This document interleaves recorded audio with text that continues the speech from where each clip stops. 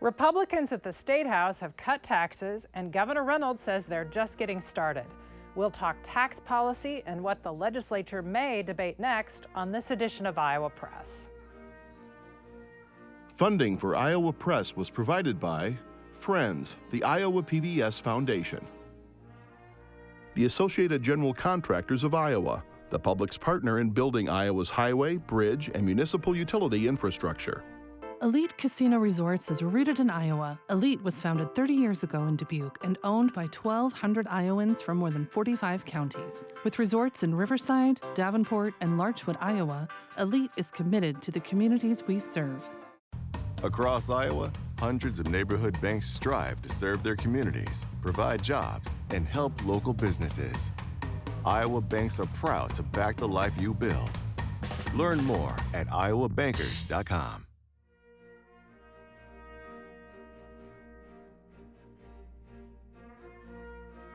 For decades, Iowa Press has brought you political leaders and newsmakers from across Iowa and beyond, celebrating 50 years of broadcast excellence on statewide Iowa PBS. This is the Friday, November 10th edition of Iowa Press. Here is Kay Henderson. Our guests on this episode of Iowa Press are from opposite sides of the tax debates of the past, the present, and the future. Chris Hagenow is president of Iowans for Tax Relief, and our other guest is Mike Owen. He is the deputy director of Common Good Iowa. Gentlemen, welcome to Iowa Press. Thank you. Also joining the conversation, Stephen Gruber-Miller of the Des Moines Register and Erin Murphy of the Gazette in Cedar Rapids. Gentlemen, we had an election earlier this week, and there were some ballot measures, some referendums there where groups were asking taxpayers to help them with different projects. There was an airport project in Des Moines that passed, multiple school referendums, including one of the largest ever in Cedar Rapids, over $200 million, that failed. Mike Owen, we'll start with you. Either individually on one of these or maybe more broadly speaking, wonder if you had any reaction to some of those bond referendums that were on the ballot this week. Yes, I do, and thank you for raising that question because I think it's a very important one. I'll talk about one right in my home county of Cedar County where we had one of those emergency management levy referendums so that we can have full-time ambulance service throughout our county. Now, I live in West Branch, which is already pretty well served, but most of our county, that's an issue. So now this levy passed, people made the connection between important services in their lives, really life and death for some people, and the fact that they need to pay for it. And how do we do that? We do that through taxes. Chris Hagenow, Iowans for Tax Relief, got involved in some of these, was informing voters and taxpayers about some of the issues. What was your view on how the voters? Well, I was encouraged overall, what seems to be an increased amount of civic participation in these measures and an increased amount of information that was available to voters. And we didn't take a specific position on any of these, and some of them, by my view from afar, seem like could be some very worthwhile projects that can't be done without some sort of bonding. Maybe it's a growing school district where there's no other way to build. And so leave that up to the voters in those individual communities. And it was mixed results. About a 50-50 of these measures passed or didn't pass. So I would caution against trying to make big takeaways from it, but it did seem that the projects that were more critical services, necessary infrastructure, passed more than what seemed to be more luxury items. So you're touching on a question I wanted to bring up, which is that schools are bonding for these things because they need help. They need more money for whether it's facilities projects or whatever it might be. I'm kind of curious. They could get that money by putting a bond issue on raising money that way, but the state could also help them out more, right? I mean, what's the right mix there? We'll start with you, but we'll get to both of you. Well, I think the biggest thing the state has done was by extending SAVE a few years ago. What is SAVE? the school infrastructure, the acronym, but it's a 1 cent sales tax that goes towards school infrastructure projects. And schools also have their PEPA levy, the physical plant and equipment levy. So there is ongoing revenue that's dedicated specifically to infrastructure in our school districts. So that's, I think, the state's contribution. And then at the local level, they can decide if they need additional improvements or additional money from that. It should be up to the locals to decide the appropriate level of investment in the infrastructure. Mike Owen, is there more needed from the state? I think there is. And if you look at the surpluses, which I'm sure we'll probably get into today, we have surpluses that people would say should probably be used for one-time projects.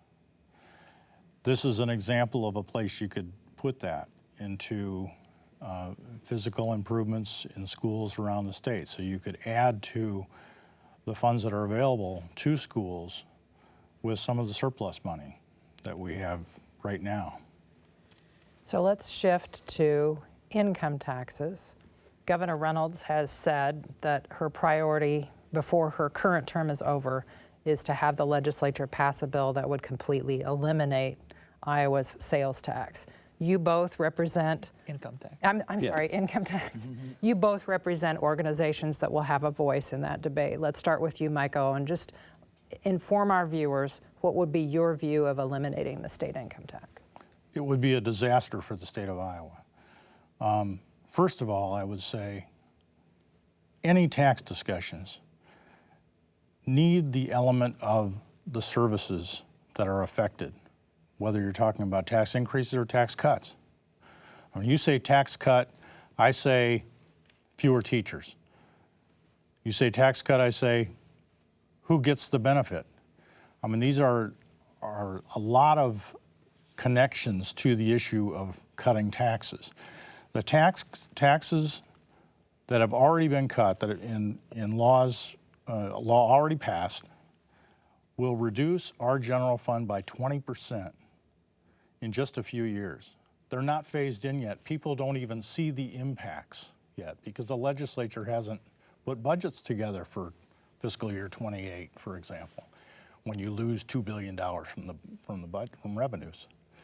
Now, when you talk about eliminating the income tax, you're talking about taking half of what's available right now for the general fund and throwing it away. Our budget is over half education. It's about a quarter to health and human services.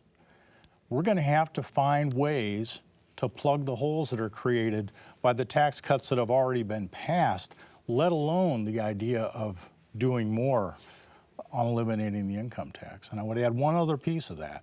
See, income tax is the only part of our tax system that really reflects ability to pay. And our tax system also includes sales taxes and property taxes. These things hit lower income people harder than they do higher income people. So we're doing everything for the wealthy and for corporations and corporate income tax cuts. We're not doing anything for low, moderate, and middle income people. Chris Hagenow, Iowans for Tax Relief, is an advocate for eliminating the state income tax. Why?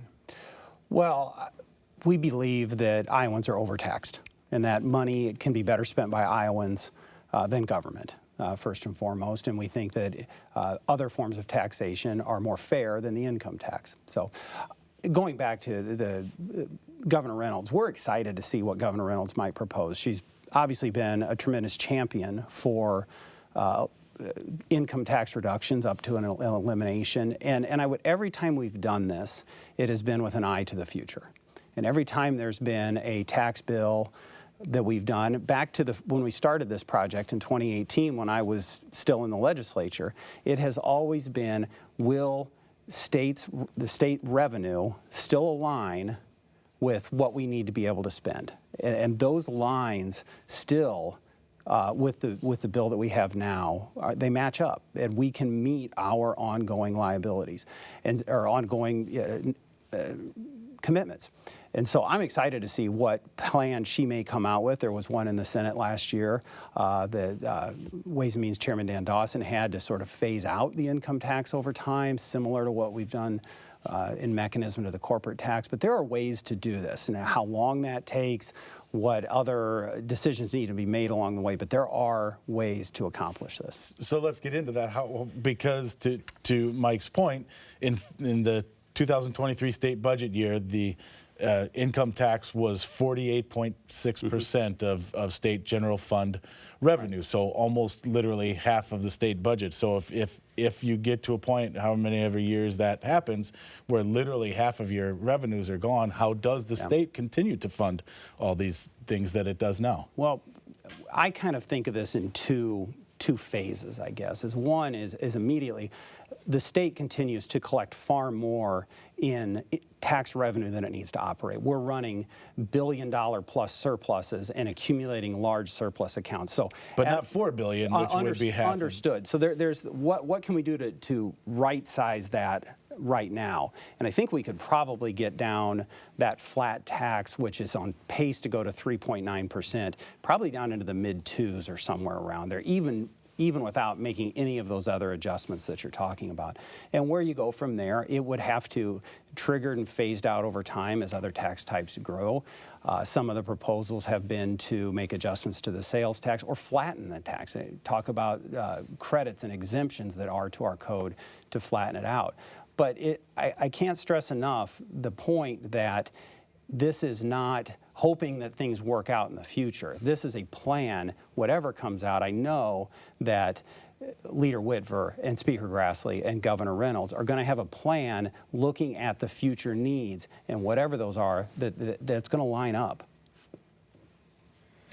Yeah, Mike Owen, I just want to bring you in here again and ask, in other states that have no income tax for personal income tax, we see the states offset that with revenue from industries like tourism, oil and gas, right? Maybe they have a lot of sales tax they collect. I mean, what do you see happening if Iowa were to get rid of the income tax?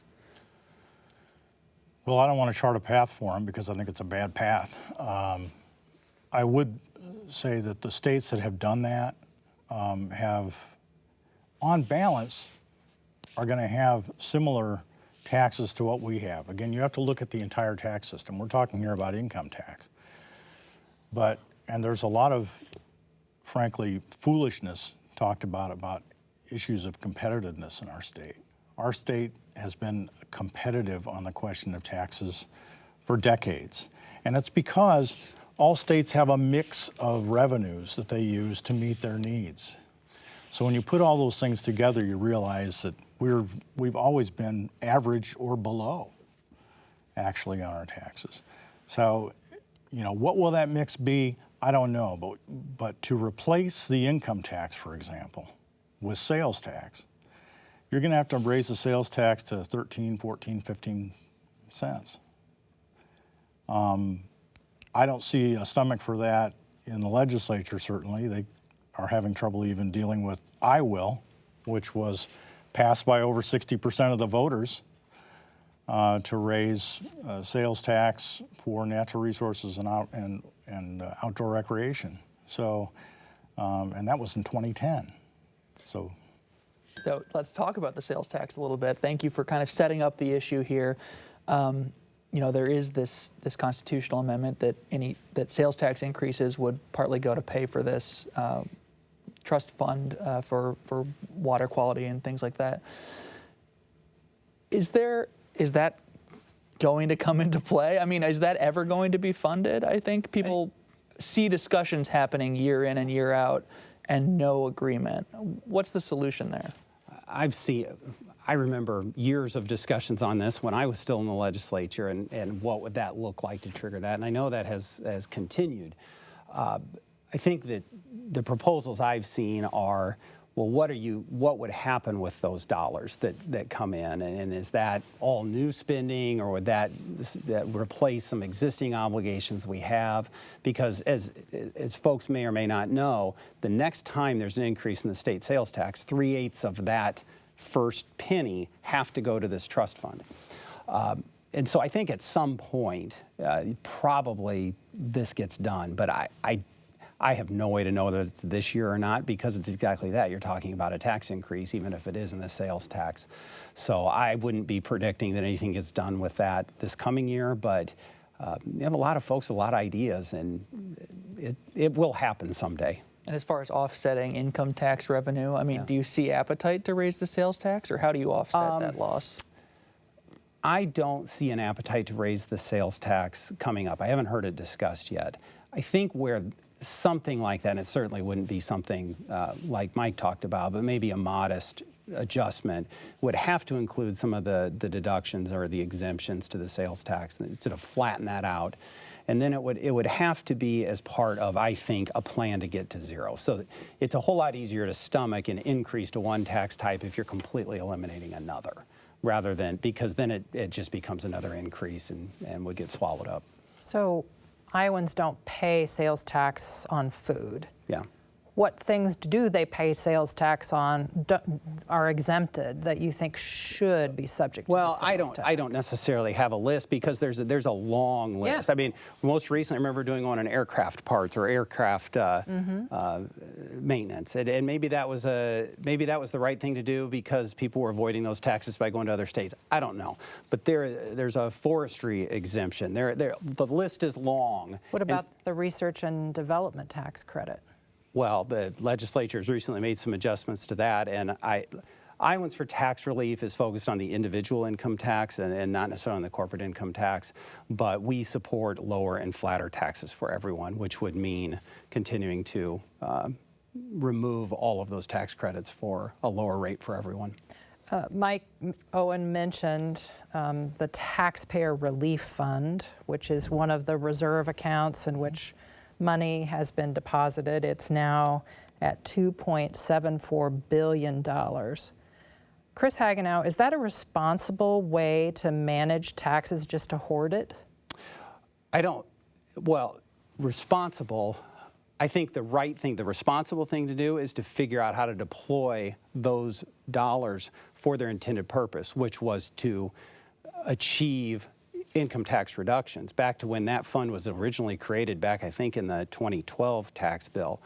And so begin the process of using that as the foundation for a bigger income tax bill in the future. So no, and I think folks in the legislature realize that and are ready to start using those dollars. They're one-time dollars, though, and they'd be very useful for maybe accelerating the implementation of a tax bill, but it's not. We're not just going to give them back to Iowans as part of the foundational part of structural tax reform in the future. And Mike Owen, that's a lot of money. The people who align with Chris Hagenow's view on this say it's proof that the state is over-collecting, and there should be tax cuts. But your question to Chris also got to the point that the money is being hoarded. And in fact, there are things that could be done with that fund right now to pay for tax credits that are on the books. I've read the law. You could actually use revenue from the Taxpayer Relief Fund to pay for the $400 million in tax credits we have on the book right now, each year. That isn't done. We need serious tax credit reform. I'm glad you raised the research activities credit. There were improvements made on that, but it's still a real big benefit to very wealthy corporations who do not need Iowa taxpayers' help in meeting their basic needs. Now, when you talk about the Taxpayer Relief Fund, that's going to be up over $4 billion by the end of the decade. And, that corresponds to almost, certainly over a third of what the budget will be at that point, where it is now. And it means that we are budgeting basically one out of every $4 or $5, one out of every $5 for tax cuts. These are revenues that are coming in, one-time revenues, as you mentioned, in large part generated by federal support of our economy from following the pandemic. We have these surpluses right now because of the federal aid that helped Iowa's economy, not just to state and local governments, but also to individuals. We had the Paycheck Protection Program, Paycheck Protection Program, so that there were people were able to stay at work, people were able to keep their folks employed. That all boosted the Iowa economy. So we avoided a recession because of this kind of help. At the same time, continuing to hold down spending, investments in things that matter to Iowans. School funding has been held exceedingly low for over a decade. It's been about 13 years we've been averaging about 2% on our per pupil growth. That does not keep up with costs. In the decade before that, it was 3%, which was better. So we're creating these one-time funds with things that do not sustain the responsibilities we have. I mean, the governor can say all she wants that we are meeting our responsibilities. In fact, we are not.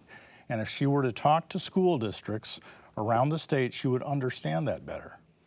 Chris, I'll give you a chance to respond to that, because this gets at the heart of the, I hear often, like you said, folks say this money isn't evidence that the state is over collecting.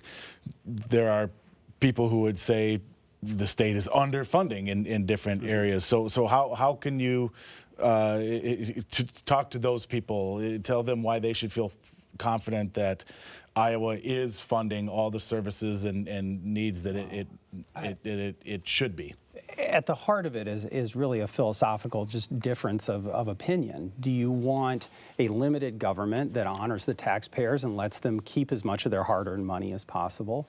Or do you want to grow government services and programs, and reasonable, well-informed folks will fall on different sides of that debate.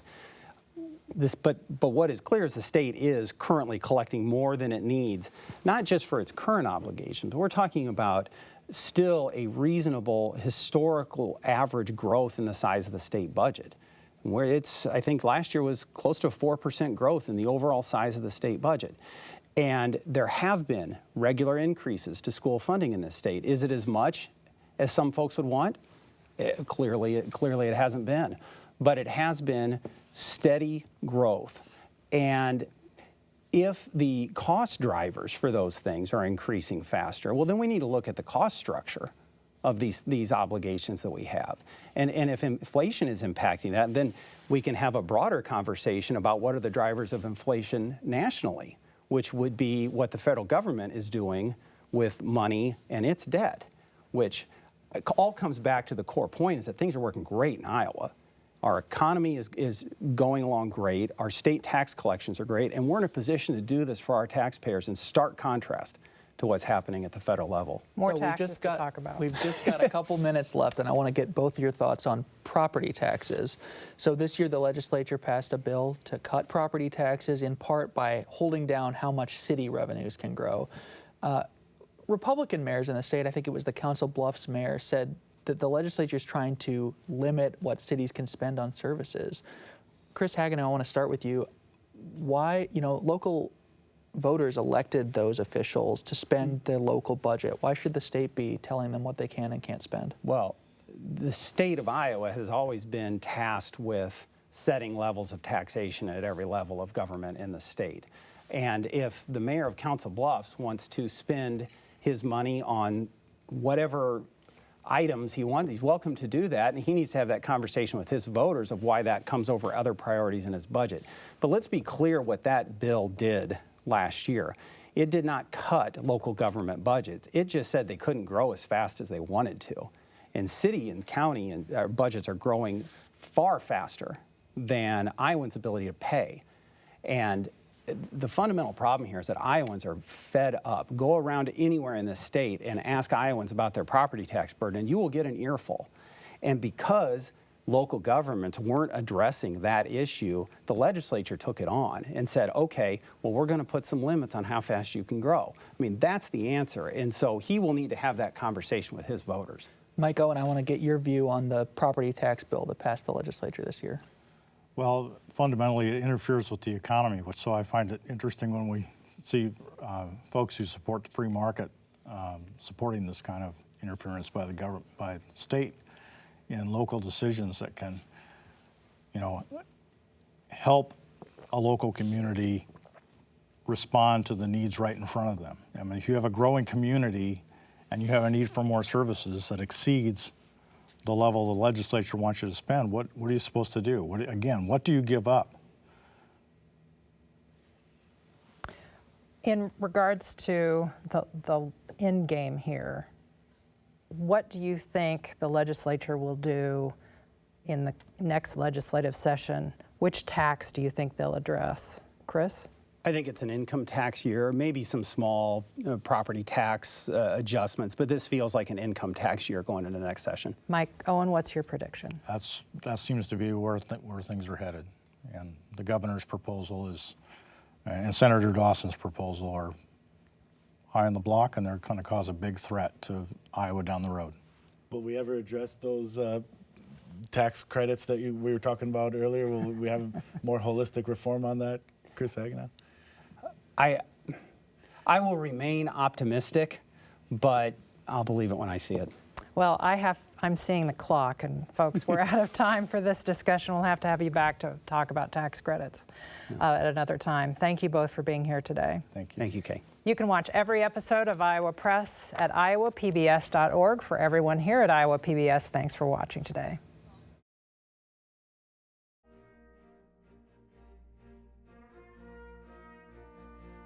Funding for Iowa Press was provided by Friends, the Iowa PBS Foundation, the Associated General Contractors of Iowa, the public's partner in building Iowa's highway, bridge, and municipal utility infrastructure. Elite Casino Resorts is rooted in Iowa. Elite's 1,600 employees are our company's greatest asset. A family-run business, Elite supports volunteerism, encourages promotions from within, and shares profits with our employees. Across Iowa, hundreds of neighborhood banks strive to serve their communities, provide jobs, and help local businesses. Iowa banks are proud to back the life you build. Learn more at iowabankers.com.